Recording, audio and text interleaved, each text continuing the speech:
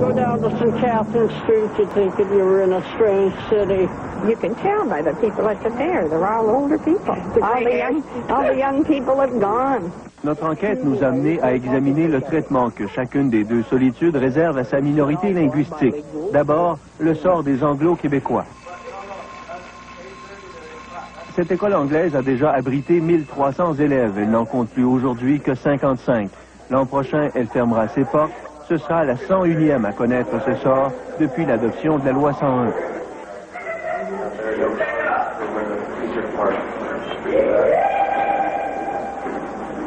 What happened to West Hill? What's happened?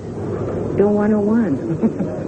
Mais la raison pour laquelle vous ne la remplissez pas, c'est parce que les étudiants, les immigrants, doivent maintenant aller à l'école française. Oui, trois choses. Je peux dire trois choses. Numéro un, la loi 101.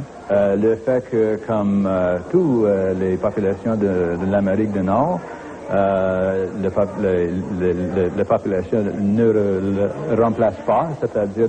On fait moins de bébés. C'est ça. Et il y a aussi un grand numéro des anglophones qui sont partis dans les années passées. Loi 101, dénatalité et départ de nombreux anglophones ont une signification très réelle pour Jane Monroe. Après 19 ans comme secrétaire à l'école West Hill, c'est son dernier jour de travail. You can't tell me that an American is not an Anglophone, or somebody from the United Kingdom is not an Anglophone, or somebody from Jamaica is not an Anglophone, but they're not entitled to English education in our school system. Alan Butler est président de la commission scolaire protestante du Grand Montréal. Il admet que les inscriptions aux primaires anglais sont en hausse depuis 2 ans, mais comme les autres anglo-québécois, il se refuse à accepter de voir sa communauté privée de l'apport des immigrants de langue anglaise. The government were to say, we're looking at English schools, but they have to do immersion. I think most people would probably accept that. They would think it's reasonable because everybody believes that if you're going to make a life here and you're going to contribute to the society, you better be able to communicate with the majority of the population. You better be able to enjoy what the majority has to offer you, so you better be able to speak French. The federal government puts a huge amount of money, into this province. I would say in the current year there must be $400 million coming into this province for minority support of languages, and not 1 cent trickles down to the school board. The money doesn't come to you? It doesn't come to me, no. It goes into the general revenue of the fund of the province. I don't see how you can argue that Bill 101 hasn't caused English people to leave Quebec. I mean, look what it's done to West Hill High School. If Bourassa says that the English in Quebec are the best treated minority in Canada, look what's happened. They were. The problem is that many of them didn't consider themselves as a minority, so just decided to flee. Well, if they're fleeing, it's because of things like this, Bill 101. Les anglophones qui sont restés acceptent maintenant leur statut de minorité. Leur problème, c'est que les Québécois les traitent encore comme la minorité dominante d'autrefois. Comment vous vous êtes senti à la loi 178? Qu'est-ce que je sentais? Je sentais comme quelqu'un m'a frappé dans le visage. J'ai essayé comme anglophone d'intégrer dans la société québécoise, parce que je suis québécoise, mais canadienne premièrement. Et qu'est-ce que je sentais? Quelqu'un m'a frappé dans le visage. J'ai envoyé mes filles, mes enfants à l'école française. Je suis dans un milieu avec des amis francophones aussi. Qu'est-ce que je peux faire? Je travaille en français. Des fois, je travaille dans une institution anglophone, mais j'essaie de parler français avec mes amis. Mais j'ai mes droits aussi. Mais je veux rester ici. Mais quand on a parlé de ce sujet dans notre tour avec mon mari, j'ai commencé de pleurer. Wendy Gerd et son avocat Julius Gray ont dû se battre en cours pour préserver la désignation bilingue de la ville de Rosemère. Selon la loi 101, toute ville dont la population anglophone tombe en deçà de 50% perd le droit à l'affichage public bilingue. Pour l'instant, ils l'ont maintenu grâce à une technicalité. Je pense que la perception des anglophones à l'extérieur du Québec, c'est on est persécuté. Des fois, c'est une journée mal. OK, j'appelle à Hydro-Québec. Ici, on parle français. Ça me fâche un peu. On vous dit ça? On vous répond ça? Oui. Et je pense que d'Hydro-Québec était en train de corriger la situation. Mais j'étais tellement fâchée. J'ai pleuré encore parce que c'est une très émotive. Je veux rester ici, mais il faut qu'ils me comprennent. Alors, les enfants qui ne sont plus dans les écoles anglaises, où est-ce qu'ils sont? Il y en a qui sont allés en Ontario, mais il y en a une grande partie qui se trouve ici. Ce sont les enfants de la loi 101.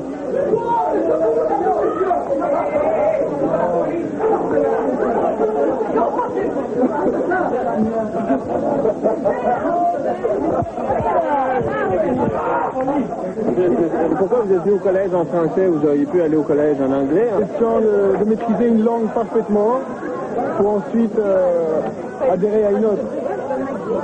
Donc maintenant on trouve qu'on maîtrise la langue française bien, même. Et la langue anglais, on avait toujours enseigné à l'école. Dans la rue, on ne faisait que parler en anglais. Parce qu'on vient d'un quartier anglais. Tu es un peu à l'aise en anglais qu'en français, même si tu es passé tout. Oui, mais je sais pas pourquoi, mais parce que tous mes amis ont parlé anglais, puis ça a toujours été comme ça. Oui. Puis là, mais tu aurais eu le choix, tu aurais pu aller à un collège anglais? Oui, mais j'ai choisi le français. Pourquoi? Oui, parce que je voulais améliorer mon français, parce que si j'irais à un collège anglais, j'oublierais mon français, parce que je parle jamais, à peu près jamais français avec mes amis, alors je suis venu ici. Ça vaut la peine d'aller à l'école française. L'anglais, c'est vrai, c'est trop facile. L'anglais, on l'apprend dans la rue, on l'apprend au cinéma, on l'apprend à la radio. Oui, la télévision. Le français, c'est mieux. Je le ferai, je le ferai à une école française.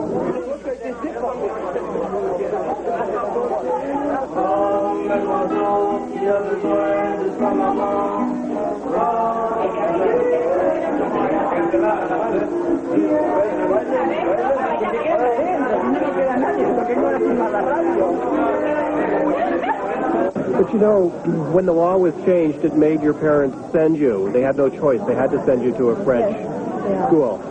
Do you remember how they felt about that, not having a choice? No? No, they didn't mind. They didn't mind? No, they didn't mind. They'd rather for me to go to French school than to an English school. You know, they'd rather, like, I would have preferred probably going to an English school, but they wanted me to learn French, you know, rather than English school.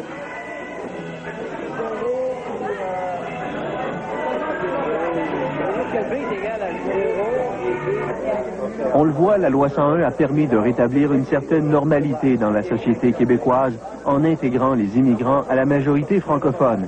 C'est pourquoi la minorité anglophone n'accepte pas des gestes défensifs comme la loi 178 qui découle de la peur des Québécois de disparaître. Tant qu'existe la majorité francophone avec son réseau de services sociaux, son réseau d'éducation, une minorité d'entre 10 et 20%, un système scolaire pour la minorité, il n'y a aucun danger. Ce danger est un mythe. C'est un mythe dangereux. Could you please explain to Guy how it feels? The French Quebecers were repressed. The French in Canada were repressed. Whose fault that is, I don't know. Now we are suffering the same pain. Yours is past, mine is now present. It is much harder, even if you've complied with everything that has been asked for. There's always that shadow. You always belong to the others. From an individual rights point of view, the English minority in Quebec is clearly the worst treated in Canada. Quand vous entendez un Julius Gray à Montréal dire que la minorité anglophone au Québec est la moins bien traitée au pays, qu'est-ce que ça vous fait, ça? Dans ce cas-là, je deviens malin. Je deviens méchant. Et je me pose la question, je vais pas besoin, je suis carrément au Québec, de devenir indépendantiste, au moins pour aller l'intendant en Saskatchewan.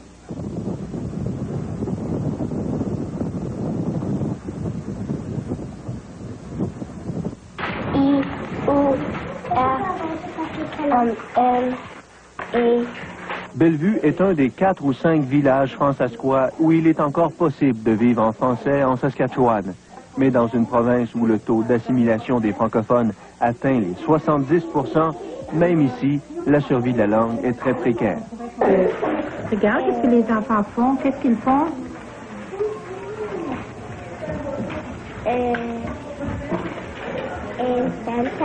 Un sandcastle. Comment est-ce qu'on va dire ça en français? Supposé d'être une école française, mais Ça a un penchant d'immersion à cause de la clientèle que nous avons, qui est... il y a quelques-uns qui n'ont presque pas de français à la maison, puis qui viennent d'en dehors, là. On a déjà eu qui sont arrivés ici en deuxième année n'ayant pas eu de français avant, presque pas. Alors, c'est difficile pour l'enfant, c'est difficile pour nous. Les écoles françaises ne sont réapparues ici que depuis une dizaine d'années. Elles avaient été interdites par la loi au début du siècle, bien que la Constitution de la Saskatchewan en faisait une province bilingue. C'est un fait que la Cour suprême a reconnu il y a seulement 2 ans, mais que le gouvernement provincial s'est empressé de corriger en se proclamant unilingue anglais le 2 avril 89. Je me suis senti cet après-midi-là amoindri. Parce que après 89 ans d'histoire pas reconnue, on avait vécu une période d'à peu près 90 jours de vie comme communauté françoiscoise, de vie réelle, comme communauté officielle en Saskatchewan, puis on venait cet après-midi-là de nous l'enlever. Ben oui, il y en a plusieurs d'entre nous qu'on l'ait montré, qu'on ne l'ait pas montré, on a quand même fait couler des larmes cette journée-là.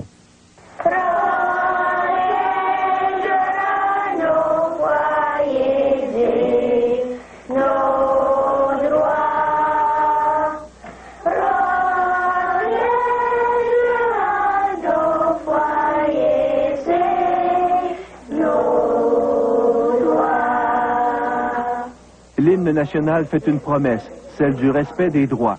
Mais 10 ans après l'adoption de la Charte des droits qui accorde aux francophones la gestion de leurs propres écoles, ils attendent toujours. Mais ils sont habitués d'attendre. Pendant 70 ans, c'est en cachette qu'ils ont étudié dans leur langue. Effectivement, les élèves avaient 2 séries de livres. Une série qu'on utilisait à tous les jours, la série française, et une série qu'on sortait les quelques jours pendant l'année où l'inspecteur, qui pour la plupart du temps est anglophone, venait faire l'inspection de l'école. Et puis là, maintenant, tout va bien maintenant, on a une charte des droits, vous avez droit à l'instruction, à la gestion scolaire? Oui, on a le droit à l'instruction scolaire, mais c'est pas encore réalité. Out here, we have 3% of the people that are French-speaking. Yes, they pay taxes, and we do not believe it is economical in Saskatchewan at this time to have a separate school system that is supported by all the taxpayers. In fact, they're very, very tolerant. If people want to speak French, by all means. If Quebec wants to speak French, no problem. What we have against it is the fact that it is not necessary in Saskatchewan when you have 3% of the population, if that. We got along very, very well with the 3% without any problems before this bilingualism and biculturalism and B&B Commission. We had no problems. Yeah, you assimilated them after... Not necessarily. I mean, they didn't have their schools. The first French school was established in 1982. This is not even 10 years ago. So during all that time, we didn't have any problems with them, as long as they would speak English, and that was it. But it's a fact of life when you have 97%.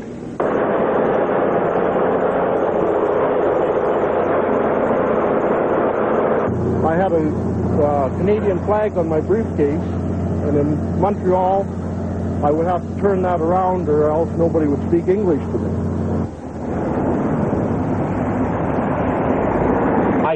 I can't understand French.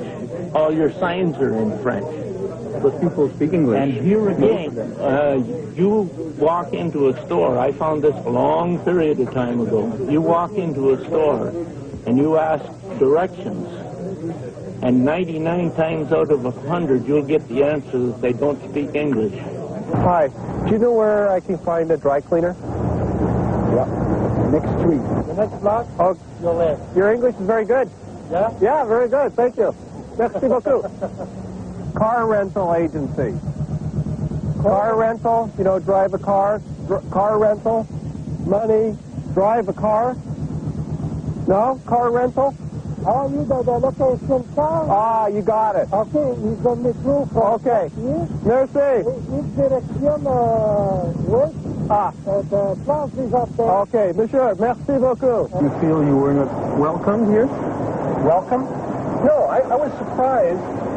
There was never one occasion, I think, when, even when I tried to be a little bit nasty in English, people responded with courtesy. I was surprised.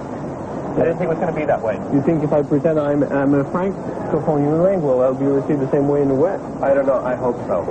Pardon, est-ce que vous parlez français? Je peux vous demander... Non, vous savez pas un nettoyeur? Je pourrais trouver un nettoyeur près d'ici. Parlez-vous français? Non. Non? Est-ce que je peux vous demander? I don't speak French at all. Savez pas, je pourrais trouver un nettoyeur?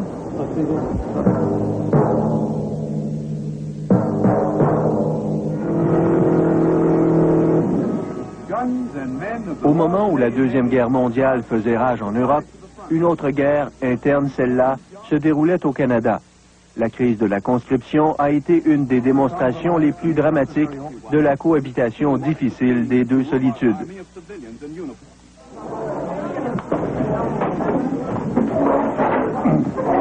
Il n'y a pas d'autre volume, Marielle.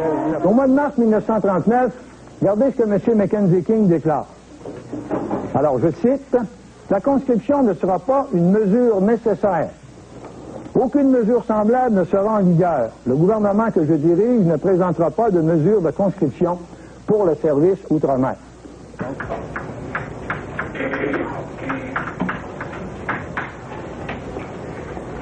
What happens when you make promises? Very hard to keep sometimes. C'est un de ces tours de passe-passe-là dont nous sommes un peu familiers au Canada. C'est le genre d'événement qui nous est déjà arrivé dans d'autres circonstances. Et peut-être aussi, évidemment, qui nous arrivera encore de toute façon. All of the countries of Europe had brought in conscription right away, and Canadians, especially English Canadians, said, don't you think we should have conscription too? C'est que le vote francophone, même hors Québec, on évalue à 85% de gens qui ont répondu non lors du plébiscite, lors de cette question, demandant si on consentait à relever M. Mackenzie King de la promesse qu'il avait faite qu'il n'y aurait pas de conscription. 85% de francophones à travers le Canada, c'est une réponse d'une massivité écrasante. Mais quand vous reportez ça sur l'ensemble canadien, on n'est plus qu'à un petit 35 ou 36%, on ira le voir tout à l'heure. Et ça, mes amis, ça nous prouve une chose. La majorité l'emporte toujours sur les intérêts d'une minorité. 80% of the English said yes, and 80% of Quebec said no. The worst possible scenario for Canadian unity once again. Moi, j'ai un grand-père qui est allé se cacher dans le bois, puis j'en ai un autre qui est allé travailler aux États-Unis. Pour se soustraire, justement, à la conscription. Mon grand-père, lui, s'était caché, puis il n'a pas été appelé pour aller là-bas, là, mais c'était ça. Ton grand-père s'est caché, mais son frère, il est allé. Mon frère, il s'est caché, mais il s'est fait prendre. Ouais. Puis il est parti, puis il est mort là-bas. Well, I mean, the menace of Hitler was enough for the rest of the world to join in the fighting. Why wasn't it enough for Quebec?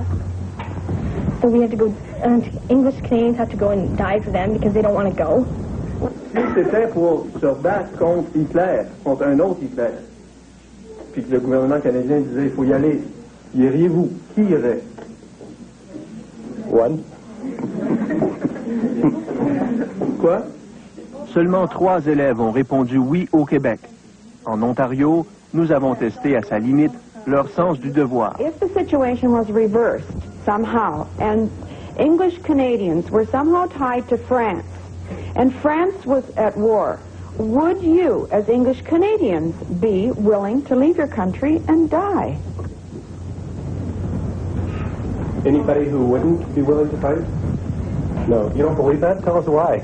Well, it has to be an emotional involvement. Somehow you have to feel in your heart somewhere that this is the right thing. You have to have an emotional attachment. When you come to Canada, you come to be a Canadian. The French already think of themselves as a distinct society. Why are they trying to do that? They're Canadians. They should be Canadians. They should fight for Canadians. And like they've even changed their national anthem. They've altered it to what they want. No, I don't think that's really fair. What national anthem are you talking about? Canadian national anthem in French is different, a little bit different. We've seen the different words, and they're trying to make themselves a distinct society, a new country. Well, did you know it was written in French before it was translated into English? Well, it's the English Canadians who have changed it. I gave them examples from history when compromise has been necessary, and it still doesn't register. Why? I mean, I'm sort of surprised because there's this almost anger underneath. Anger, yes. Where does it come from? Personally, I think it has a lot to do with the language issue in Quebec. I can tell it upsets you. It does very much. I feel very isolated in Sault Ste. Marie, in my opinion. Sad. Very sad.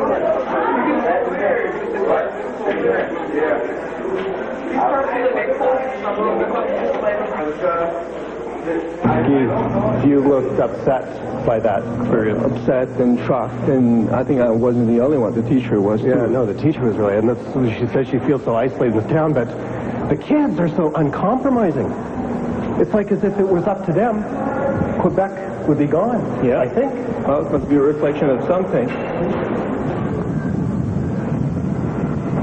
Malgré son nom français, Sault-Sainte-Marie est une des nombreuses municipalités ontariennes qui s'est officiellement proclamée unilingue anglaise il y a 2 ans.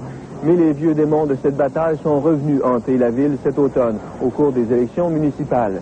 Le maire sortant, Joe Fratesi, partisan de l'unilinguisme, devait affronter un des 2 seuls conseillers municipaux qui s'étaient opposés à cette résolution. La campagne électorale a été vicieuse, elle a porté surtout sur la question linguistique. Et au jour du scrutin, 80% des électeurs ont voté en faveur de Joe Fratesi, comme quoi il y a des attitudes et des pourcentages qui ne changent pas.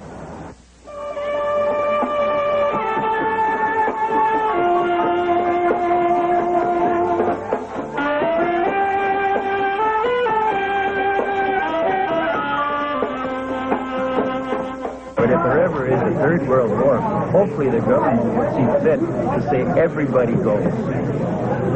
Everybody signs, every able-bodied man that can carry a gun will be conscripted.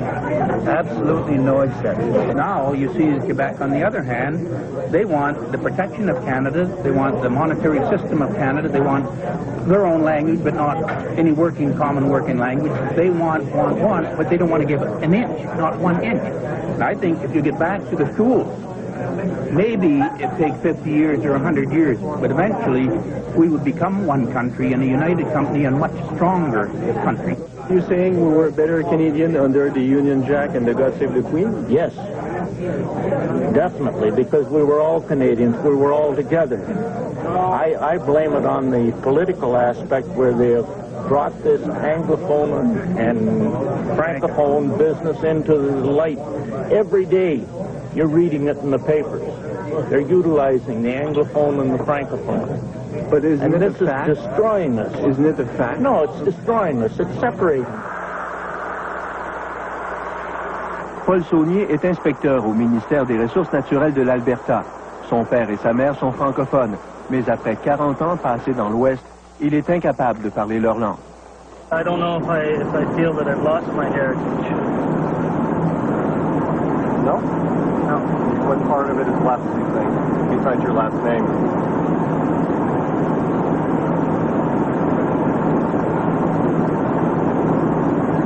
Au Canada anglais, dans l'Ouest canadien, il y en a qui parlent français, les jeunes, les enfants. Les parents parlent français encore. Ils viennent ici. Ça n'a pas été bâti par Nicolas Gendron. C'est Saint-Fils. Ici, c'est l'île d'Orléans, où Georges-Henri Blouin est devenu le témoin des pèlerinages annuels de francophones à la recherche de leurs origines. C'est ça ici. 138 240. Nicolas Gendron. Why it is so important to people to know their past? La plupart des familles recherchent leur ancêtre au Québec. Beaucoup de familles recherchent leur ancêtre. Puis ils veulent aller en France voir où ils sont partis. Il faut qu'ils sachent où ils sont arrivés. De savoir si la maison existe encore. Vous en faites quasiment une profession. Les gens viennent vous voir. Tout l'été, c'est de même. Tout l'été, c'est comme ça. Il y a beaucoup d'Américains qui viennent ici. Qui cherchent leur ancêtre. Vous les cherchez pas, vous. Pour trouver les origines du Québec moderne, il faut aller à Asbestos, le berceau de la Révolution tranquille. C'est ici, lors de la grève de l'amiante, qu'un peuple a commencé à se rebeller contre ces élites au service des possédants anglophones.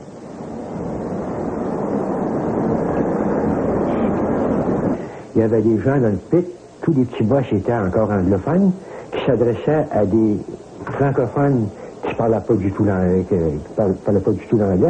Puis très souvent, j'allais là-bas, moi, faire des inspections, je servais d'interprète. C'était pas la façon de diriger une mine dans les années 1970. Roger Laliberté a travaillé toute sa vie comme ingénieur à asbestos. Un jour, son grand patron, un Américain, lui a demandé pourquoi les bombes sautaient au Québec. Je lui avais dit que ce qui se passe au Québec, c'est des choses qui se passent à asbestos, que l'élément dynamique chez les francophones sont tenus en laisse par l'élément anglophone. Autrefois condamnés à être travailleurs d'usine, les Québécois ont depuis repris possession de leur économie. En 25 ans, les frères Lemaire ont bâti une entreprise milliardaire, bien qu'au début, les banques contrôlées par les anglophones leur faisaient peu confiance. Les Canadiens anglais avaient une expérience, avaient une notoriété, avaient une connaissance des moyens financiers, on avait des gens bien placés dans ces banques-là ou dans des institutions qui leur donnaient une facilité d'aller chercher des financements importants. Maintenant, c'est nous qui siégeons sur les conseils de banque et ça a changé, je pense, depuis 20 ans.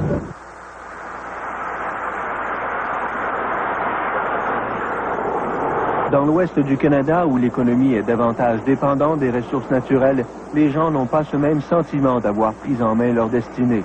Ils se sentent impuissants, à la merci des marchés et des ressources qui s'épuisent.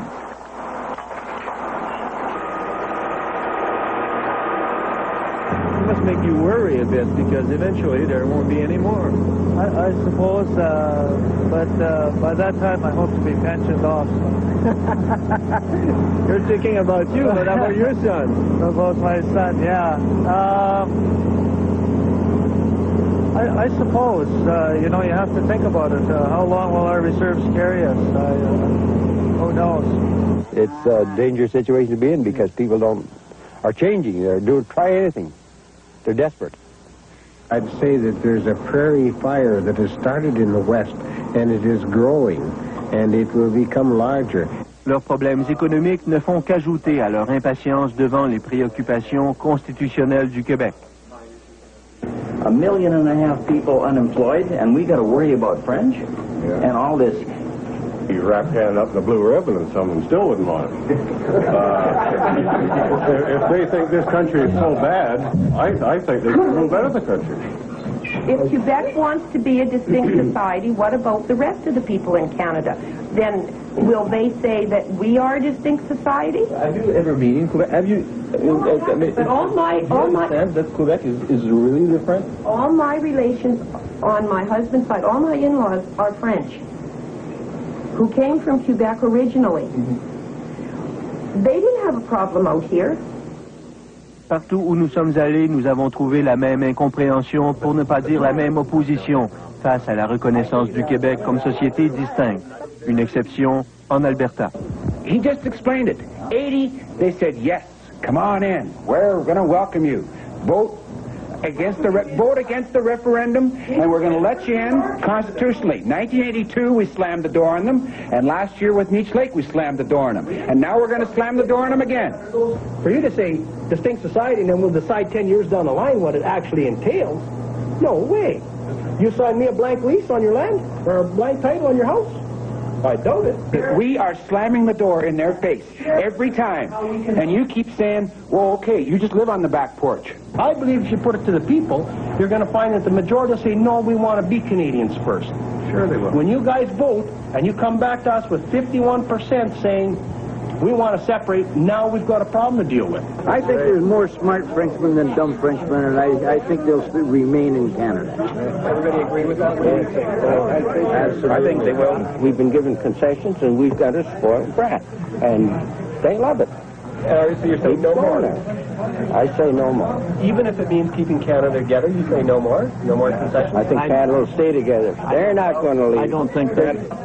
If they want to separate, I would fight every boundary. I would fight every economic measure. I would make them pay their full share of their separations. I wouldn't want to see them suffer, but they're asking for their own problem, in my opinion, from Canada's point of view. Sir. Tell me, who wins from a messy divorce? Is there anyone who wins? No, nobody does. But why would we make it messy?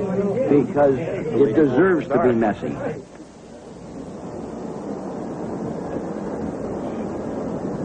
So, Guy, now that we're back, what do you bring from all this? Well, that politicians have a hell of a job to do in the next few months. Not much time to do it. You know, they cannot lead a country where he doesn't want to go. So I think every Canadian has some soul searching to do. But based on what we saw from what the people want, are the politicians going to give it to them, do you think? On both sides? Well, do they know what they want? I'm not sure they do. Well, most Canadians want to keep the country together, Guy. Don't you believe that? Yeah, are they ready to compromise, though? Are Quebecers? Are Canadians?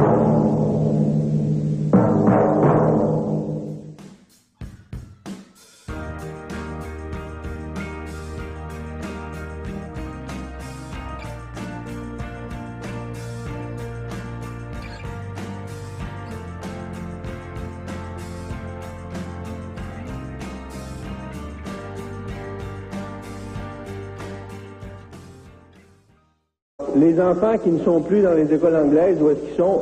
Il y en a qui sont allés en Ontario, mais il y en a une grande partie qui se trouve ici. Ce sont les enfants de la loi 101.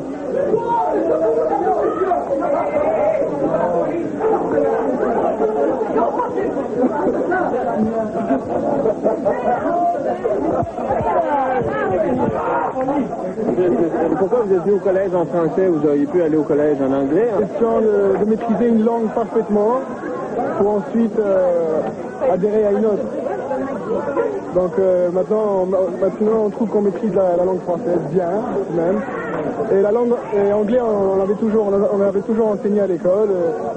Dans la rue, on ne faisait que parler en anglais. Parce qu'on vient d'un quartier anglais. Tu es un peu à l'aise en anglais qu'en français, même si tu es passé tout. Oui, mais je sais pas pourquoi, mais parce que tous mes amis ont parlé anglais, puis ça a toujours été comme ça. Ouais.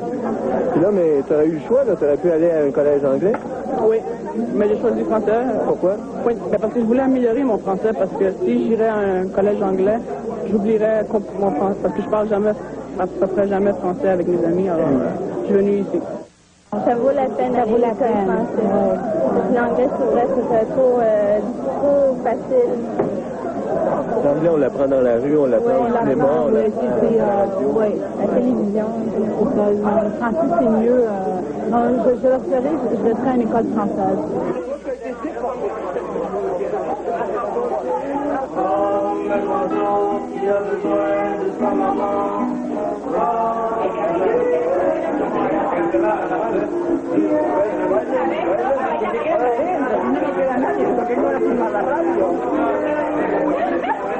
But you know, when the law was changed, it made your parents send you. They had no choice. They had to send you to a French school.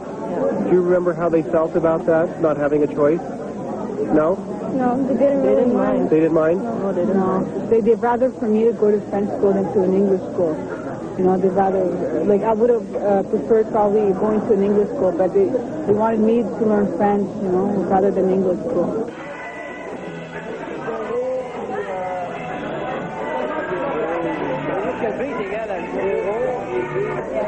On le voit, la loi 101 a permis de rétablir une certaine normalité dans la société québécoise en intégrant les immigrants à la majorité francophone. C'est pourquoi la minorité... To St. Catherine Street, you'd think that you were in a strange city. You can tell by the people at the fair. They're all older people. All the young people have gone. Notre enquête nous a mené à examiner le traitement que chacune des deux solitudes réserve à sa minorité linguistique. D'abord, le sort des Anglo-Québécois. Cette école anglaise a déjà abrité 1300 élèves. Elle n'en compte plus aujourd'hui que 55. L'an prochain, elle fermera ses portes Ce sera la 101e à connaître ce sort depuis l'adoption de la loi 101.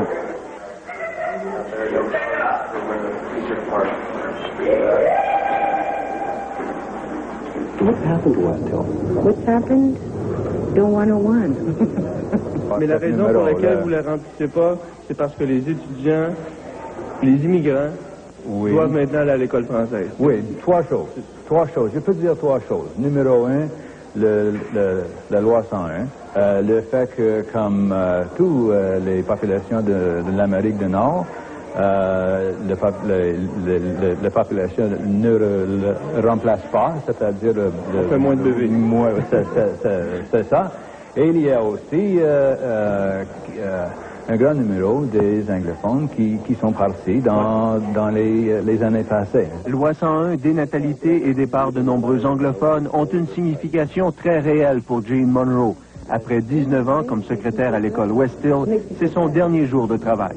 You can't tell me that an American is not an Anglophone, or somebody from the United Kingdom is not an Anglophone, or somebody from Jamaica is not an Anglophone, but they're not entitled to English education in our school system.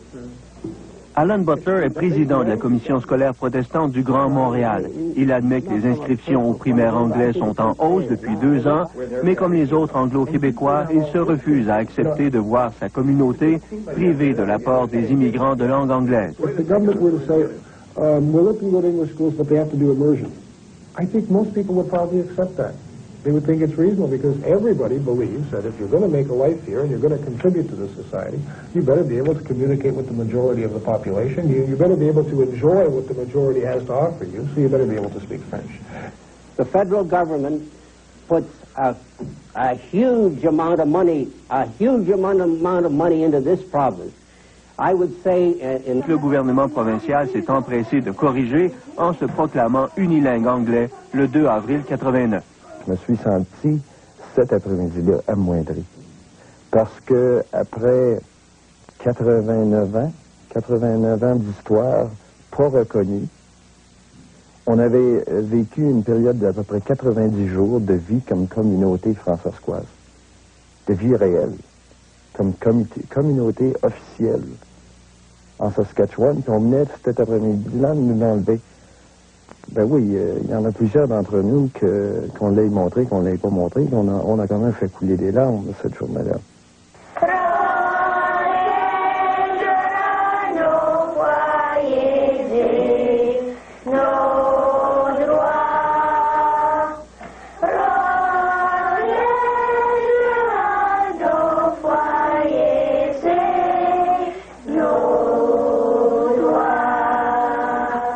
L'hymne national fait une promesse, celle du respect des droits. Mais 10 ans après l'adoption de la Charte des droits qui accorde aux francophones la gestion de leurs propres écoles, ils attendent toujours. Mais ils sont habitués d'attendre. Pendant 70 ans, c'est en cachette qu'ils ont étudié dans leur langue. Effectivement, les élèves avaient 2 séries de livres. Une série qu'on utilisait à tous les jours, la série française, et une série qu'on sortait les quelques jours pendant l'année où l'inspecteur, qui pour la plupart du temps est anglophone, venait faire l'inspection de l'école. Et puis là, maintenant, tout va bien maintenant, on a une charte des droits, vous avez droit à l'instruction, à la gestion scolaire? Oui, on a le droit à l'instruction scolaire, mais c'est pas encore réalité. Out here, we have 3% of the people that are French-speaking. Yes, they pay taxes, and we do not believe it is economical in Saskatchewan at this time to have a separate school system that is supported by all the taxpayers. In fact, they're very, very tolerant. If people want to speak French, by all means. If Quebec wants to speak French, no problem. What we have against it is the fact that it is not necessary in Saskatchewan when you have 3% of the population, if that. We got along very, very well with the 3% without any problems before this bilingualism and bicultural. Les anglophones n'acceptent pas des gestes défensifs comme la loi 178 qui découle de la peur des Québécois de disparaître. Tant qu'existe la majorité francophone avec son réseau de services sociaux, son réseau d'éducation, une minorité d'entre 10 et 20%, un système scolaire pour la minorité, il n'y a aucun danger. Ce danger est un mythe. C'est un mythe dangereux. Could you please explain to Guy how it feels? The French Quebecers were repressed. The French in Canada were repressed. Whose fault that is, I don't know. Now we are suffering the same pain. Yours is past, mine is now present. It is much harder, even if you've complied with everything that has been asked for. There's always that shadow. You always belong to the others. From an individual rights point of view, the English minority in Quebec is clearly the worst treated in Canada. Quand vous entendez un Julius Gray à Montréal dire que la minorité anglophone au Québec est la moins bien traitée au pays, qu'est-ce que ça vous fait, ça? Dans ce cas-là, je deviens malin. Je deviens méchant. Et je me pose la question, je vais t'abuser, je suis à mon camp au Québec, pour devenir indépendantiste, au moins pour l'intendant en Saskatchewan.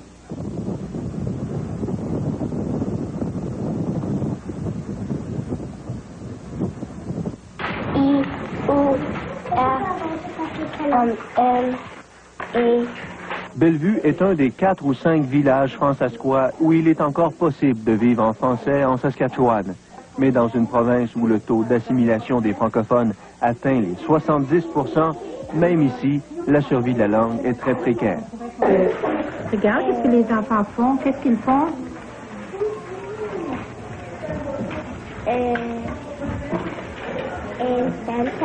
Un Sandcastle. Comment est-ce qu'on va dire ça en français? Supposé d'être une école française, mais ça a un penchant d'immersion à cause de la clientèle que nous avons, qui il y a quelques-uns qui n'ont presque pas de français à la maison, puis qui viennent d'en dehors, là. On a déjà eu qui sont arrivés ici en deuxième année n'ayant pas eu de français avant, presque pas. Alors, c'est difficile pour l'enfant, c'est difficile pour nous. Les écoles françaises ne sont réapparues ici que depuis une dizaine d'années. Elles avaient été interdites par la loi au début du siècle, bien que la Constitution de la Saskatchewan en faisait une province bilingue. C'est un fait que la Cour suprême a reconnu il y a seulement 2 ans, mais...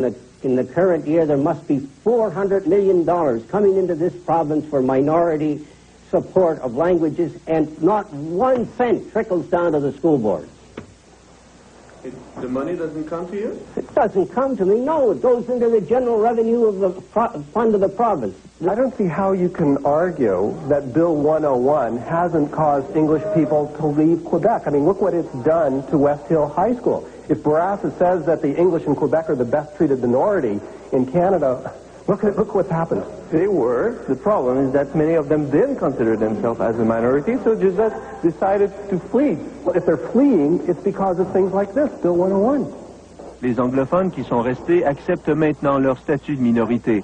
Leur problème, c'est que les Québécois les traitent encore comme la minorité dominante d'autrefois. Comment vous vous êtes senti à la loi 178? Qu'est-ce que je sentais? Je sentais comme quelqu'un m'a frappé dans le visage. J'ai essayé comme anglophone d'intégrer dans la société québécoise, parce que je suis québécoise, mais canadienne premièrement. Et qu'est-ce que je sentais? Quelqu'un m'a frappé dans le visage. J'ai envoyé mes filles, mes enfants à l'école français. Je suis dans un milieu avec des amis francophones aussi. Qu'est-ce que je peux faire? Je travaille en français. Des fois, je travaille dans une institution anglophone, mais j'essaie de parler français avec mes amis. Mais j'ai mes droits aussi. Mais je veux rester ici. Mais quand on a parlé de ce sujet dans l'auto avec mon mari, j'ai commencé de pleurer. Wendy Gerd et son avocat Julius Gray ont dû se battre en cours pour préserver la désignation bilingue de la ville de Rosemère.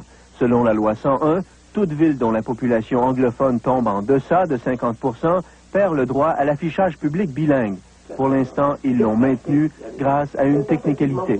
Je pense que la perception des anglophones à l'extérieur du Québec, c'est on est persécuté. Des fois, c'est une journée mal. OK, j'appelle à Hydro-Québec. Ici, on parle français. Ça me fâche un peu. On vous dit ça? On vous répond ça? Oui. Mais je pense que Hydro-Québec est en train de corriger la situation. Mais j'étais tellement fâchée. J'ai pleuré encore parce que c'est une très émotive. Je veux rester ici, mais il faut qu'ils me comprennent. Alors,